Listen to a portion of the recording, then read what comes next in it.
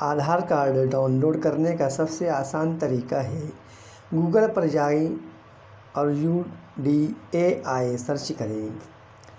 उसके सामने आपको माय आधार लिख कर आएगा। आप उस पर क्लिक करें। क्लिक करने के बाद आप सीधे आधार कार्ड की साइट पर चले जाएंगे।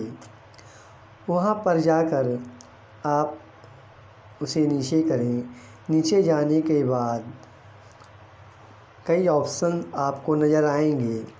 उसमें आप डाउनलोड आधार पर ओके दें। डाउनलोड आधार पर क्लिक करने के बाद एक नई विंडो आपके सामने नज़र आएंगी।